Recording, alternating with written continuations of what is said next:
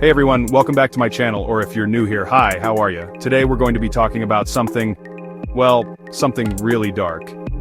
You know how sometimes you meet someone and they just seem so normal, so charming, so safe? But have you ever wondered what could be hiding behind that friendly smile? It's a chilling thought, right? The person you pass on the street, the friendly neighbor, or even someone you think you know could be hiding a darkness so profound it's almost unimaginable. So let's start with a name that I'm sure many of you have heard before. A name that has become almost synonymous with the idea of a charismatic killer. Ted Bundy. On the surface, Ted was everything you'd think a successful man should be. Handsome, intelligent, studying to be a lawyer, involved in politics. He was the kind of guy who could charm anyone, make them feel at ease, make them trust him. People who knew him, they just couldn't believe it when the truth came out. And that, right there, is what makes him so terrifying. His mask of normalcy was his greatest weapon. Bundy used this charm to lure his victims, almost exclusively young women who resembled a former girlfriend. He would often feign an injury, wearing a cast or using crutches to ask for help. He confessed to 30 murders, but the real number could be much, much higher. Alright, next up we have a case that is just profoundly disturbing on every single level. Jeffrey Dahmer. Unlike Bundy, Dahmer wasn't a smooth-talking charmer. He was a quiet, shy, and awkward man. A loner. Behind that unassuming exterior was a mind filled with fantasies so dark and depraved they are almost impossible to comprehend.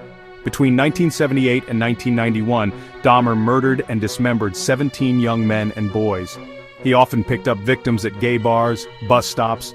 He lured them back with the promise of money, alcohol, then drugged their drinks. Once unconscious, he strangled them. He dismembered them in his bathtub. He experimented, drilling holes into skulls, pouring in acid, pouring in boiling water while they were still alive. It never worked.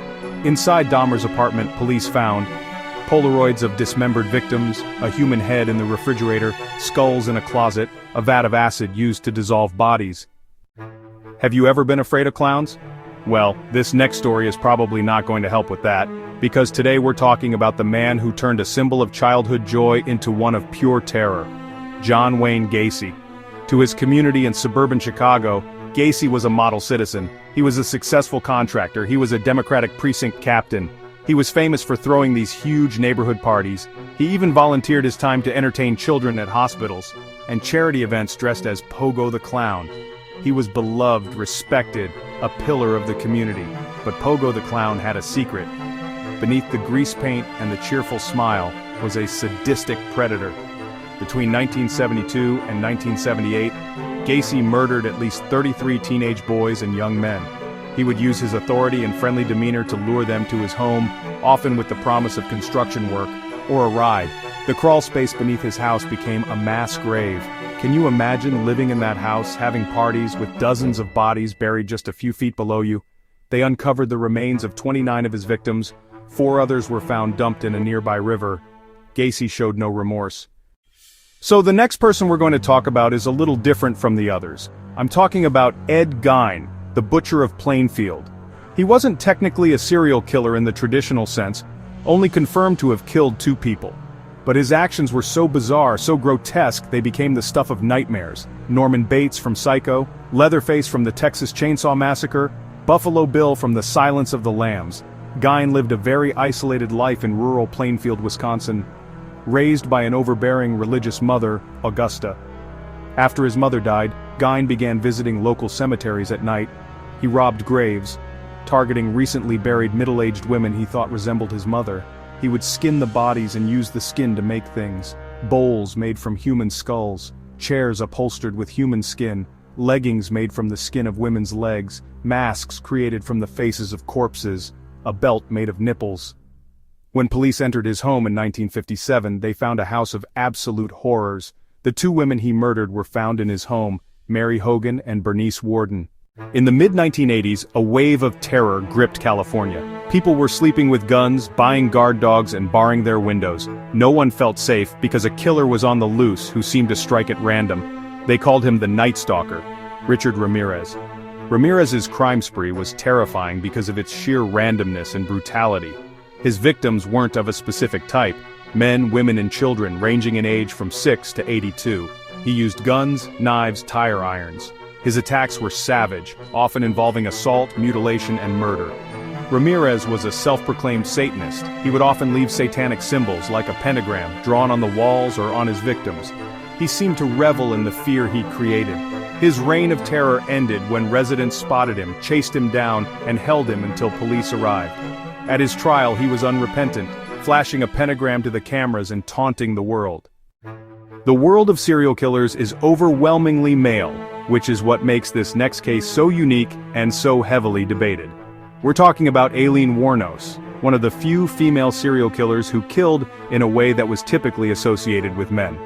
Her story is a tragic and complicated one, filled with abuse, trauma, and a life on the fringes of society. Aileen's childhood was, to put it mildly, a complete nightmare. She was pregnant by age 14 and was kicked out of the house, forced to live in the woods and survive through sex work.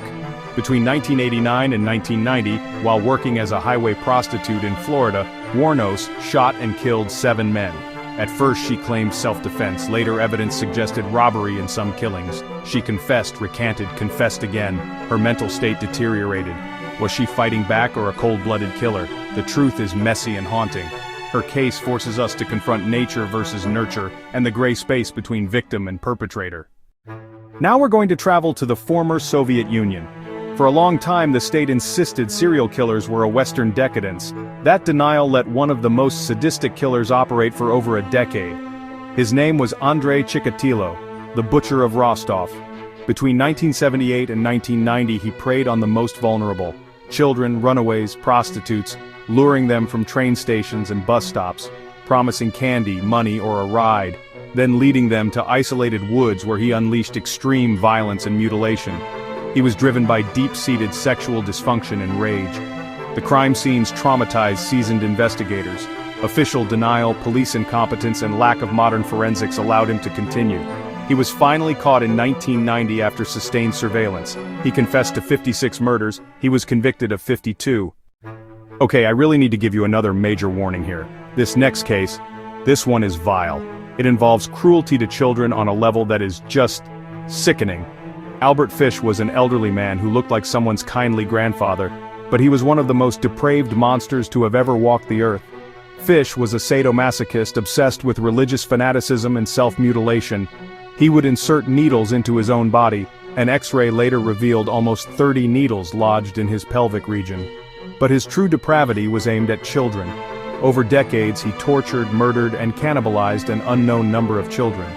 His most famous case is 10-year-old Grace Budd.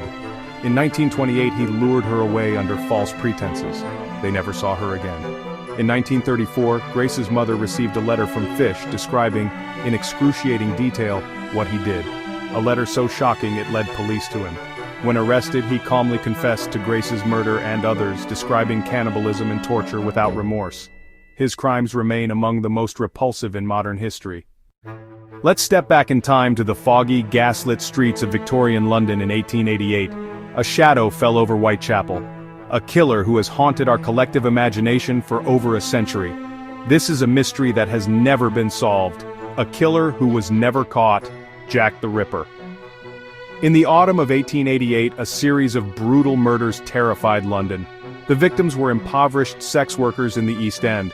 There are 5 confirmed victims known as the Canonical Five, though there may have been more. The killer would slit their throats, then mutilate their bodies in a surgical way, suggesting anatomical knowledge.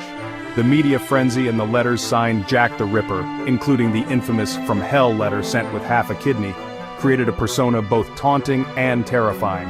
Police were out of their depth. They interviewed thousands, investigated hundreds, and never definitively identified the killer. The murders stopped as suddenly as they began, leaving endless speculation. For our final case, we travel to the Andes to talk about a killer whose sheer number of victims is staggering. He is potentially the most prolific serial killer in recorded history. Pedro Alonso Lopez, the Monster of the Andes. He claimed to have murdered over 300 young girls across Peru, Colombia, and Ecuador. He exploited poverty and chaos, luring impoverished, often indigenous girls with small gifts or money. Then he would take them to secluded spots where he assaulted and strangled them. He claimed victims aged 8 to 12. He moved ghost-like from town to town. He was first caught in Peru in 1978 and confessed to over 100 murders there. Peru deported him to Colombia, where he continued killing. He was later arrested in Ecuador in 1980. After his arrest, he led police to graves of 53 victims and claimed many more, saying 110 in Ecuador, 100 in Colombia, and 100 plus in Peru.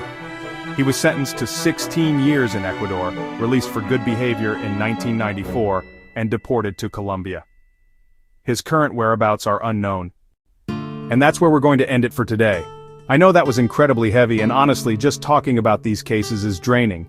It's a stark and terrifying reminder of the darkness that can exist in the world, often hidden behind ordinary faces. These stories are tragic accounts of lives cut short and families destroyed forever. It's a reminder to always be aware of your surroundings and to trust your gut instinct. If a situation or a person feels off, it probably is. Please stay vigilant and look out for one another. These were just 10 of the most disturbing cases known, but sadly, there are so many more. The victims deserve to be remembered for the lives they lived. I would love to hear your thoughts in the comments below. Are there other cases you think people need to know about? If you found this informative, please consider hitting that subscribe button and turning on notifications.